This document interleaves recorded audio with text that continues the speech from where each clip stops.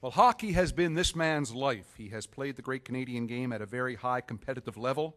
First at high school in his native Nova Scotia, then at Dalhousie University. He played in Holland and at the University of British Columbia. He was an executive with the BC Amateur Hockey Association and with the Canadian Hockey Association. Then he became a coach using the knowledge he had assembled developing national coaching certification programs with the CHA. One of his players in Victoria was Fabian Joseph, a member of this Hall of Fame.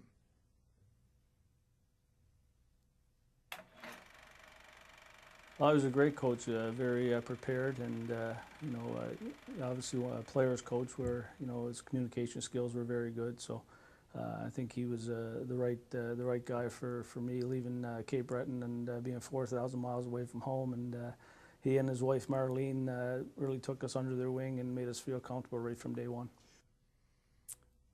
Well, Dave obviously learned very well, because in 1980 he was named the first head coach of Canada's under-18 program, leading young men like Mario Lemieux, Steve Yzerman, Kirk Muller, Dave Gagne, and Jeff Bukaboom. Dave would probably like to say he molded their careers, but maybe they had something to do with his moving on to the Victoria Cougars of the Western Hockey League, who he led to the 1981 Memorial Cup final. Among his players were soon-to-be NHLers Grant Fuhr, Russ and Jeff Courtnall, Barry Peterson, and of course, Fabian Joseph. He's the type of coach. He had guys like Russ Courtnall and Mark Morrison there in Victoria who were very skilled players, and he was a coach that made you play your role as much as you could, and accepted your role, and didn't matter what type of player you were. He wanted you to play at your high standard. Management was next on Dave Andrews' agenda. He served as consultant in high-performance sport programs for the province of BC and was a senior consultant with Sport Canada as it prepared for the 1988 Calgary Winter Olympics. But hockey was always in Dave's blood. Where better to reconnect with the sport than back home in Nova Scotia? When the American Hockey League's Nova Scotia Voyageurs left town in the spring of 1984, the Edmonton Oilers moved their farm team to Halifax as the Nova Scotia Oilers. By 1986, the team headed to Cape Breton and invited Dave to become general manager, and what a choice that turned out to be.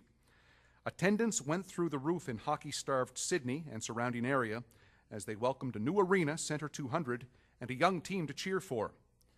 In 1990, as full houses became the norm, Dave was named Executive of the Year of the American Hockey League. In 1993, Sydney lit up as the Oilers won the Calder Cup, the AHL championship. And by the way, with Dave part of the Parents Club management team, Edmonton won 2 Stanley Cups in 1988 and 1990. And here's a comment or two. Hi, Dave.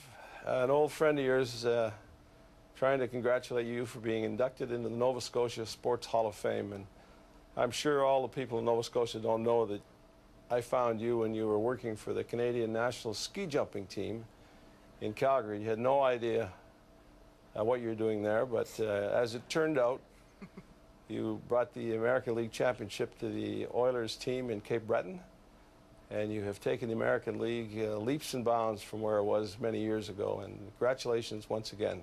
Thanks, Dave. Just let it run. Yeah, he was running a ski team. Right.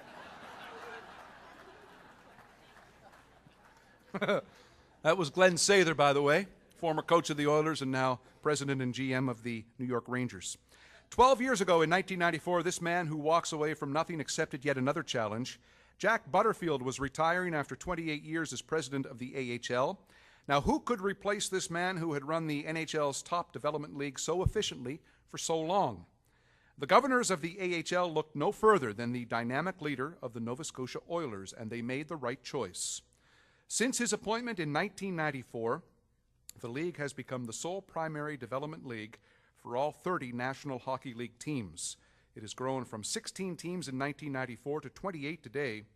19 new cities have been added starting in 2001, when Dave led one of the largest expansion efforts ever in professional sports, bringing 9 new cities into the AHL, including 6 from the soon-to-be-defunct International Hockey League.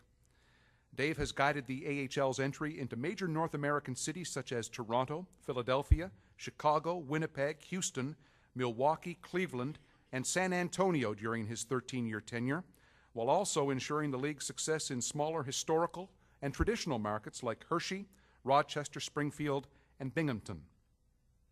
League attendance has risen dramatically, climbing more than 135% since 1994. The AHL established all-time attendance records during the 2004-2005 season, averaging 6,000 fans per game in the regular season and surpassing the 7 million mark overall for the first time in its 69-year history. BD, before Dave. There was no television coverage.